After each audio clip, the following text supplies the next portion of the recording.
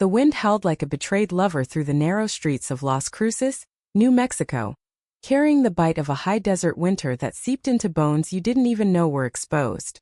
Eden Ramirez, all of 12 years old and already too aware of the world's sharp edges, stood shivering on the sagging porch of her family's adobe ranch house, her thin cotton dress flapping against her knees like a flag of surrender.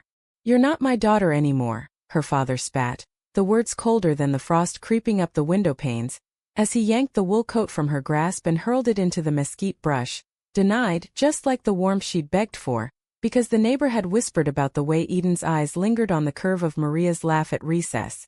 In that frozen instant, as snowflakes melted on her cheeks like unshed tears, Eden felt the town of Las Cruces close around her like a noose. Its sun-baked hills and Spanish missions hiding 1,000 judging eyes, all trained on the queer girl who dared to dream beyond the straight lines of family and faith. Little did she know that denial would forge her into a quiet storm, one that would one day thaw the very hearts that had left her to freeze. Eden huddled against the splintered porch railing, her bare arms prickling with gooseflesh as the door slammed shut behind her father, the echo reverberating like a gunshot in the still night. The coat, her mother's old one, the color of desert sage and smelling faintly of lavender soap, lay tangled in the scrub just beyond the steps, mocking her with its inaccessibility. She could hear her mother's muffled sobs from inside, the low rumble of her father's Bible-thumping rage, verses about abominations twisting like barbed wire in the air. "Go on then," he'd bellowed moments before, his face flushed redder than the chilly restraws hanging from the eaves. "If you're gonna act like one of those city deviants, you don't get the warmth of this house." She'd only asked for the coat because the school bus left before dawn, and the walk to the dirt road felt eternal in December's grip. But the neighbor, Mrs. Herrera with her pinched lips and rosary beads, had seen Eden slip a note into Maria's locker, a doodle of 2 girls holding hands under a cottonwood tree, hearts blooming like yucca flowers. By supper, the whispers had reached her father, a devout Catholic rancher whose God demanded perfection, or at least the illusion of it. Eden's teeth chattered as she edged toward the brush, her sneakers crunching on frost-laced gravel. The coat was just out of reach, snagged on a thorny branch that clawed at the wool like accusing fingers. She stretched, wincing as the thorns bit into her palm, drawing tiny beads of blood that welled up warm against the cold. Freedom or pain, choices already too adult for her narrow shoulders. With a sob, she yanked it free, the fabric tearing slightly at the seam, and wrapped it around herself like armor. It smelled of home, of the safety that had just evaporated. The next morning, Eden trudged to school with the coat slung over her arm, hidden under her backpack until the last possible second. The bus rattled to life in a cloud of diesel fumes, and she climbed aboard, sliding into the back row where the heaters wheezed half-heartedly. Maria was there, 3 seats up, her dark braids swinging as she turned with a secretive smile. "You okay?" she whispered, passing back a crumpled candy wrapper with a note inside. "Missed you at the Arroyo yesterday. Meet me after?" Eden's heart stuttered, a wild thing caged in her chest. Maria was the only one who made the world feel less like a trap, her laughter like wind chimes in the oppressive heat of summer afternoons, her hand brushing Eden's during stolen moments by the Rio Grande. But even that fragile bloom was doomed. By week's end, Maria's family had pulled her from school, shipped off to a cousin in Albuquerque for proper upbringing, away from the influences of girls like Eden. The isolation settled in like dust after a haboob storm. Eden spent recesses alone, sketching in the margins of her notebooks, fierce women with capes made of feathers, towns where love wasn't a sin whispered in confessionals. Her teachers, kind but distant, chalked her silence up to teenage moods. Her father doubled down on chores, mending fences under the relentless sun, hauling hay bales that left her back aching like an old wound. "Hard work straightens the soul," he'd grunt, but his eyes skated away from hers, as if looking too long might confirm the devil's handiwork. By high school, Eden had learned to bury her queerness deep, like contraband in a smuggler's boot. She excelled in English lit, devouring stories of outcasts who triumphed, Jo March's fire, Celie's quiet rebellion. But the town clung to her like burrs. Las Cruces was a patchwork of old Spanish land grants and new American dreams, where adobe walls whispered of conquistadors and pickup trucks roared with country anthems. The annual Fiesta de Santa Elena brought tamale stands and mariachi bands, but also the priest's sermons on family values, laced with warnings about modern confusions. It was during her junior year, at the edge of the football field where the cheerleaders practiced under floodlights, that Talia Vargas blew into Eden's life like a Chinook wind, warm, unpredictable, impossible to ignore. Talia had transferred from Taos, her family's sheep ranch failing under drought, seeking work at the local diner. She was 17, all sharp angles and sun-freckled skin, with hair like polished obsidian falling to her waist and eyes that held the depth of canyon shadows. She wasn't a cheerleader. She was the girl who fixed the busted vending machine during lunch, grease smudged on her cheek, laughing as quarters rained down like manna. Eden first noticed her in the library. Talia sprawled across a table with a dog-eared copy of The House on Mango Street, muttering along in Spanglish. "This Sandra Cisneros gets it," Talia said, not looking up as Eden hovered nearby, pretending to shelve books as volunteer aid. All that fire inside, but the world's too small to hold it. Eden froze, her hand trembling on a spine of their eyes were watching God. "Yeah," she managed, voice barely above a whisper. "It's like you're screaming but no one's listening." Talia's head snapped up, her gaze pinning Eden like a butterfly to corkboard. A slow grin spread, revealing a chipped front tooth from a childhood rodeo mishap. "Screaming's overrated. Sometimes you gotta whisper so loud it echoes." She slid the book across the table. "Read the part about the women on the corner. Makes you want to burn it all down and build something real." That conversation cracked something open in Eden. A fissure where light seeped into the dark cellar of her secrets. Over the next weeks they fell into a rhythm. Stolen hours in the library, debating poetry under the hum of fluorescent lights. Walks along the dry riverbed after school, kicking stones and sharing dreams Talia plucked from the stars. Talia was unapologetically herself, queer in the quiet way of mountain folk, with a string of exes from art collectives in Santa Fe that she spoke of without shame. Love's not a cage, Eden. It's the key. For Eden it was revelation and terror intertwined. She'd never kissed anyone, never let her fingers trace the forbidden maps of another's skin. But with Talia, the world softened at the edges. One evening as the sun dipped behind the Organ Mountains in a blaze of alpenglow, Talia leaned in during a picnic of stolen diner empanadas. Their lips met tentative as spring rain, soft, searching, tasting of cinnamon and courage. Eden pulled back, breathless, her heart a drum in the vast silence. "Is this us?" she whispered, afraid of the answer. Talia cupped her face, thumbs brushing away a tear Eden hadn't noticed. "This is us, me lose. And it's just the beginning." But beginnings in Las Cruces came with barbs. Whispers followed them like shadows. The diner waitress who refused Talia's tips, the football coach who leered and muttered about recruitment. Eden's father caught wine through the church grapevine, his rage erupting one Sunday after Massachusetts. He waited in the truck, knuckles white on the wheel, as Eden slipped out of the pews. "You're seeing that girl," he accused, voice low thunder. "The one from up north. I won't have it in my house." Eden's stomach plummeted. "She's just a friend, Papa. Lies don't suit you." He backhanded the dashboard, the crack echoing like her childhood coat denial. "End it or you're out. For good." The ultimatum hung between them, heavier than the summer monsoons. Eden nodded, mute, but inside resolve hardened like cooling lava. She couldn't lose Talia. Not when she just found her voice. Their secret deepened. Notes hidden in library books, midnight drives to the outskirts where they parked under star-pricked skies, bodies pressed close in the truck bed, sharing breaths and stories. Talia spoke of her mother's death from cancer, how it left her piecing together family from fragments. Eden confessed the ache of her father's rejection, the coat that still hung in her closet like a ghost. In those moments, love wasn't fireworks but a steady hearth, warming the cold places, illuminating paths forward. Yet the town tightened its grip. During the fiesta, as lanterns glowed like fireflies and the air thrummed with guitar strums, Eden and Talia danced on the fringes, hands brushing in the crowd. A photo caught them, smiling unguarded, snapped by a cousin's phone and shared in the church group chat by Dawn. Monday brought fallout. Eden's locker vandalized with slurs and red marker, Talia's shifts cut at the diner. "They're scared," Talia said that night, bandaging a shallow cut on her hand from shattered glass. "Of what we represent. Change." Eden traced the scar, her touch a promise. Then will be the change they can't ignore. Graduation loomed like a mirage, freedom's edge. Eden aced her SATs, earning a scholarship to in Albuquerque. Visions of city lights and open minds dancing in her head.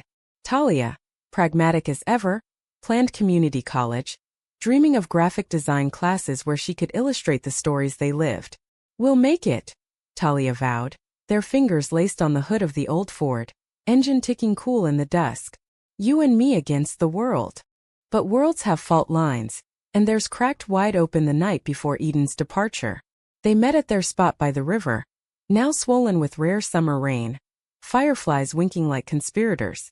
Talia arrived late, eyes rimmed red, a letter clutched in her fist. "My aunt in Taos. She found out. Says if I don't come home, no more tuition help. And Eden." Her voice broke. "She knows about us. Threatens to tell your dad everything unless I go." Eden's world tilted. "We fight this. Together." Talia shook her head, tears carving tracks down her cheeks. "I can't drag you down. Not when you're about to fly." She pressed the letter into Eden's hands, then pulled her into a kiss fierce as farewell, lips bruising, hearts fracturing. By morning Talia was gone, the truck's taillights fading into the dawn like a half-remembered dream. Eden stood alone on the porch, the old wool coat draped over her shoulders, its tear mended but the ache eternal. Betrayal stung not from Talia, but from the town that had forced her hand, from the aunt's ultimatum, the father's unyielding God. As the bus to Albuquerque pulled away, Eden pressed her forehead to the window, watching Las Cruces shrink to specks of red earth and regret. She'd survived the cold once. Now she'd learned to wield its fire. Albuquerque unfolded like a fever dream, skyscrapers piercing the sky where mountains met sprawl, coffee shops buzzing with artists and activists, streets alive with murals of indigenous warriors and rainbow flags snapping in the breeze. Eden arrived with 2 suitcases, a stack of library books, and a heart stitched together with threads of loss. UNAM's campus was a revelation. Lecture halls echoing with debates on queer theory, dorm rooms where coming-out stories flowed as freely as cheap wine. She majored in creative writing, her professors, tattooed lesbians with voices like gravel and grace, urging her to excavate the pain, to alchemize it into art. But Talia haunted the margins of her notebooks, a ghost in every poem. Your shadow lingers in the arroyo, / where water once promised return. Eden dated tentatively, a barista with blue hair and a poet's melancholy, a poli-sci major whose kisses tasted of protest marches, but none filled the canyon Talia had carved. Late nights she'd drive south on I-25, the radio crooning Lucinda Williams ballads, pulling over at rest stops to stare at the dark silhouette of the San Andres Mountains, wondering if Talia still sketched under Taos's blue-ribbon skies. Emails came sporadically at first, then trailed to silence. "Miss you like monsoon rain," Talia wrote once, attaching a digital sketch of 2 women dancing in a storm. "Ants watching my every move. But I'm fighting for us." Eden replied with fervor, pouring out her days. The women's center where she volunteered, reading to shelter kids. The open mic nights where she recited pieces about denied coats and stolen summers. "Come to the city," she'd plead. "We'll build our own town." Life, though, had its own script. By sophomore year, Eden interned at a local nonprofit, Queerness in the Desert, aiding LGBTQ youth in rural pockets like Las Cruces. Hearing their stories, kids kicked out, families fractured, mirrored her own, fueling a quiet activism. She organized workshops on storytelling as resistance, inviting elders from the Navajo and Pueblo nations to share oral histories of two-spirit lives. "Your voice is your coat," she'd tell wide-eyed teens, the metaphor slipping out unbidden. "Warm yourself with it." Word traveled back home as it does in tight-knit places. Her mother called one Christmas, voice thin over the crackle of the line. "Your father's proud in his way. Says you've gone soft up there." A pause heavy as unspoken apologies. "He asks about you. Doesn't say it, but I see it in his eyes." Eden gripped the receiver, the dorm's radiator hissing like suppressed rage. "Tell him I'm warm now, Mama. Warmer than he ever let me be."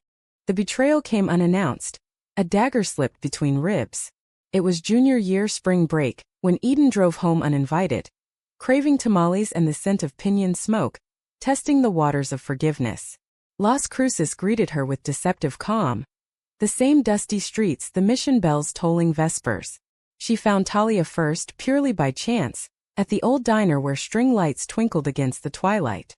Talia was behind the counter, apron tied over a curve-softened frame, her hair cropped short in a defiant pixie that framed her face like a frame.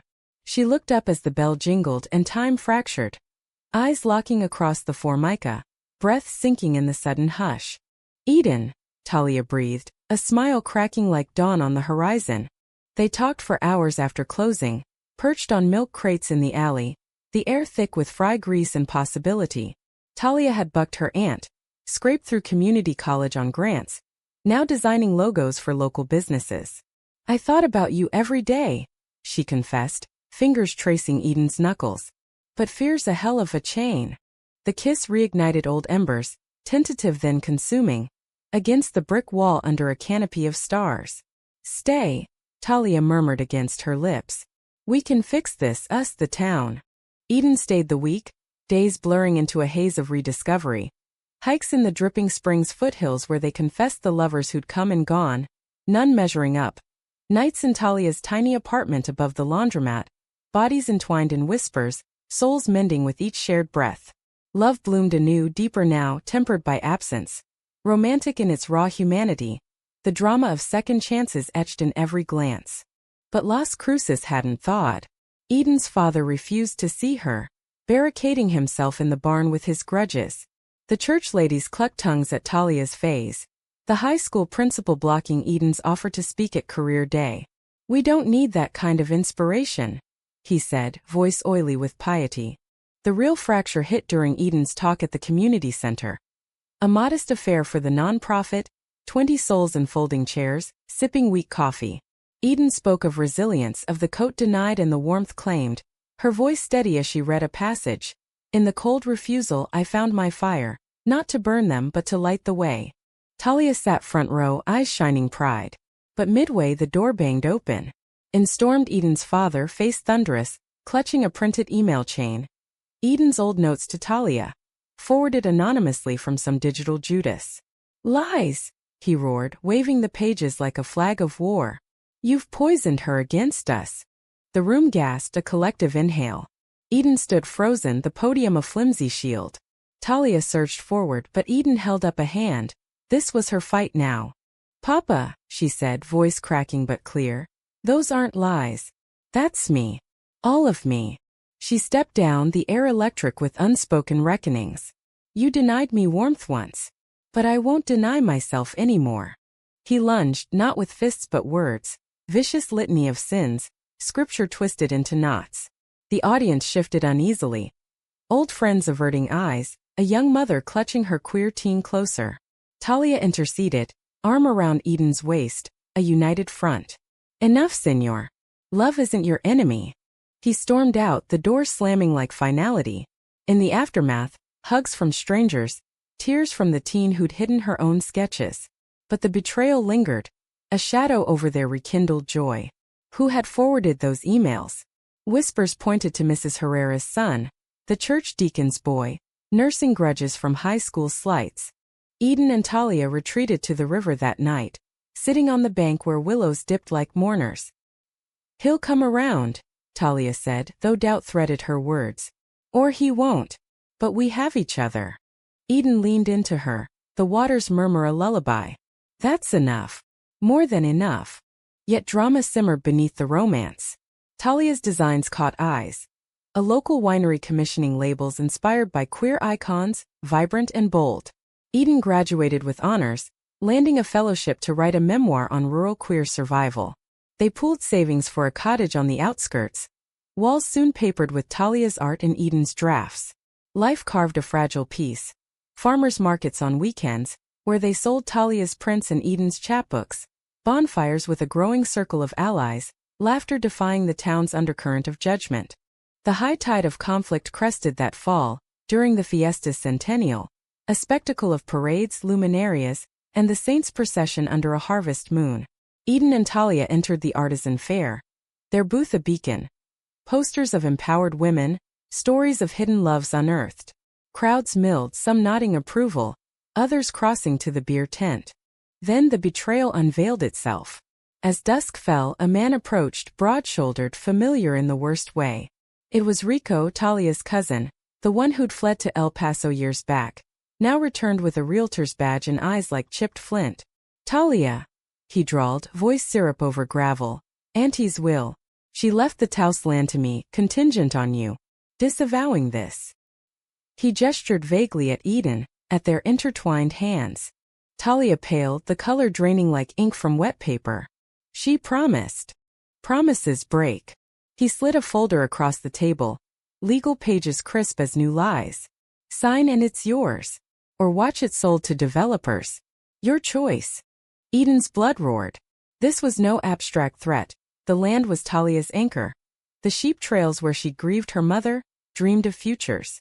"You'd sell your blood for condos?" Eden spat, rising. Rico's laugh was ugly. "Blood's cheap. Progress pays." He leaned in, breath sour with entitlement. "And you stay out of family business, outsider." The booth emptied as murmurs spread, the fair's joy curdling. Talia trembled, folder clutched like a grenade. "Go," she whispered to Eden. "I need time."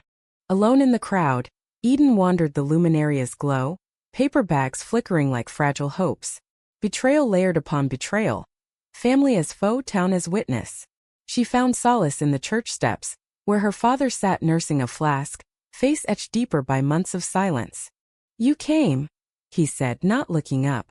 "To fight," Eden replied, sitting beside him.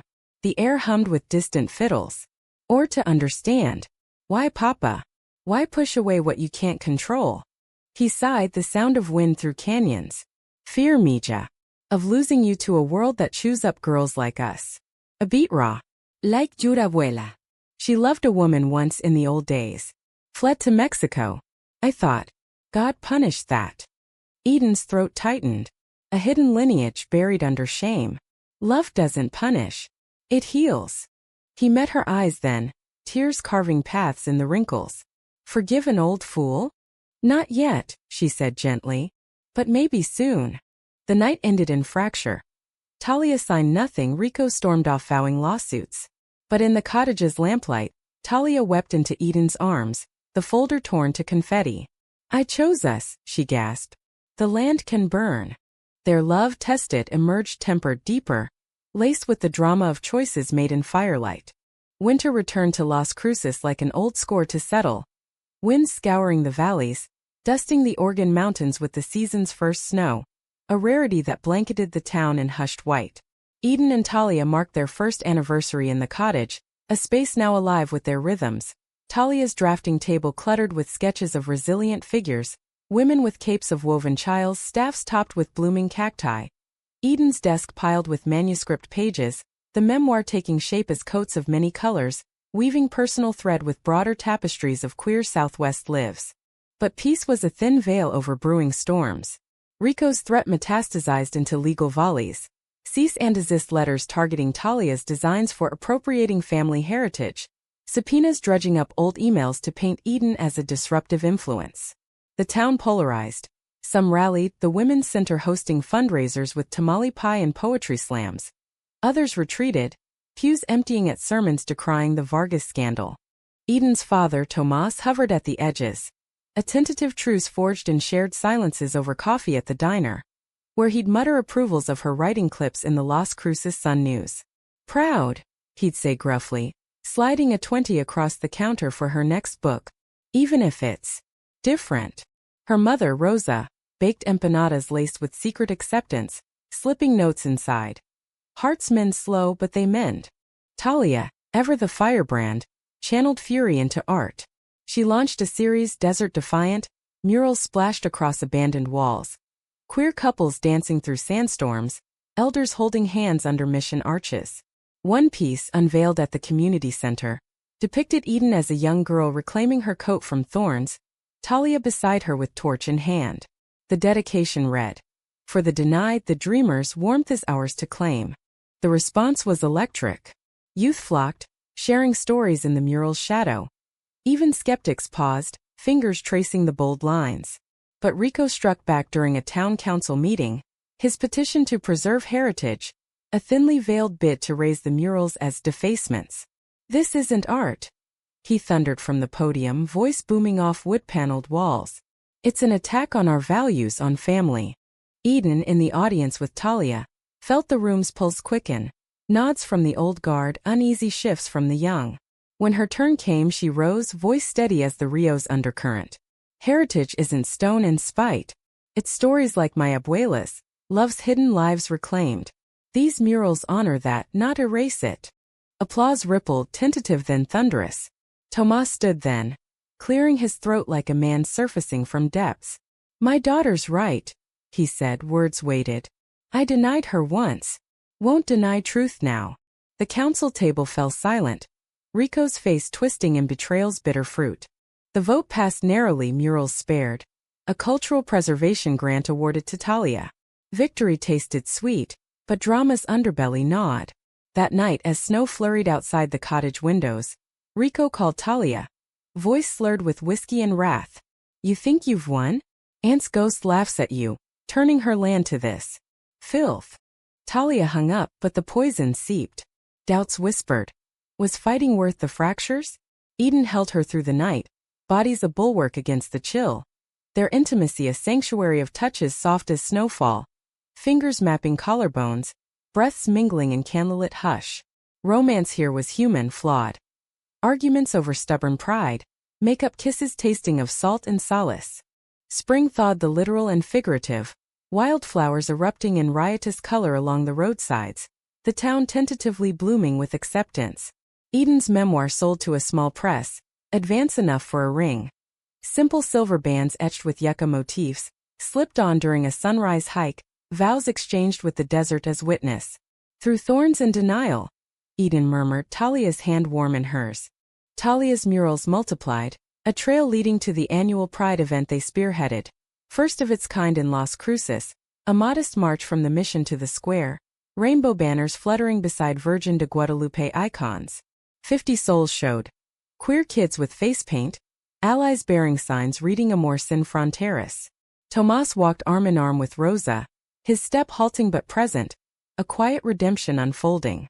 Yet the climax brewed in summer's heat, a hubbub of human making. Rico, spurned and spiraling, escalated. Anonymous tips to the press framing the Pride as anti-faith. Flyers plastered on trucks warning of moral decay. The night before the event, he confronted them at the cottage, tires crunching gravel, silhouette hulking in the porch light. You've poisoned everything, he snarled, folder of forged documents in hand. Claims Talia had abandoned the family, land rights revoked unless she denounced Eden publicly. Sign or I testify. Your father's church, the whole town. I'll drag you all down. Talia faced him, chin lifted like a warrior queen. Testify to what? Love? That's no crime. Eden stepped forward, heart pounding. This ends, Rico. We're family too, not by blood but by choice. Walk away. He laughed hollow. Choice? You stole hers. But as he turned, headlights swept the drive, sheriff's cruiser, lights flashing silent. Tomas emerged from the passenger side, face grim. Called him myself, he told Rico, voice steel. Your forgeries? Sloppy. And threatening kin? That's jail talk. Rico crumpled, the fight leaching out like air from a punctured tire. Handcuffs clicked, taillights fading into the night. Betrayal's architect unmasked, not malice alone, but a man's unraveling under loss. Aunt's death twisting into envy. In the aftermath, the town exhaled. Pride dawned under cloudless skies, the march swelling to hundreds. Mariachi bands blending with drag queens lip-syncing Selena, food trucks dishing machaca burritos alongside Pride cake. Eden and Talia led, hands linked, Tomas trailing with a sign, Proud Papa. The square filled with speeches. Eden's on warmth reclaimed, Talia's call to create boldly. But emotion crested not in cheers, but a quiet moment post-march. Snow, improbably early, dusted the festivities, flakes melting on upturned faces.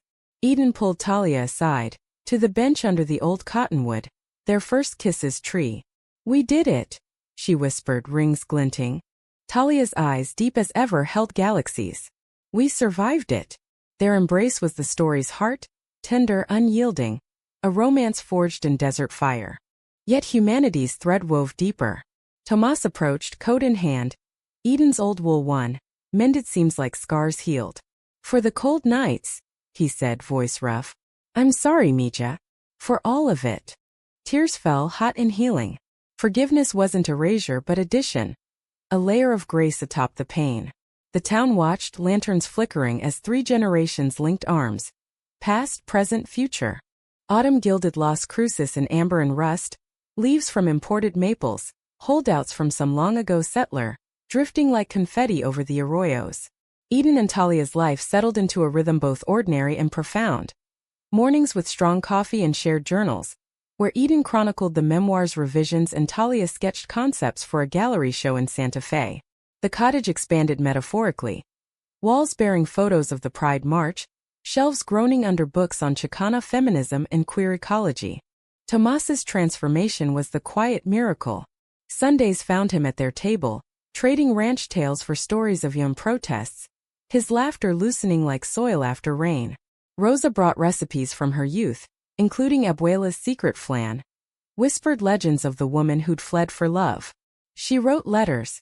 Rosa confided one evening, passing a faded bundle tied with twine. Burned most, but these. For you. The letters, in looping Spanish, chronicled a life of hidden joys. Dances in Juarez cantinas, a wife's hand steadying through border crossings. Eden wove them into the memoir's epilogue, a bridge across silences. We are not the first, she wrote, nor the last. We are the warmth that persists. Rico's fallout rippled outward. From county lockup he penned apologies, halting, handwritten, admitting envy had warped his grief. Talia visited once, the jail's plexiglass a barrier thinner than blood. Heal, she told him.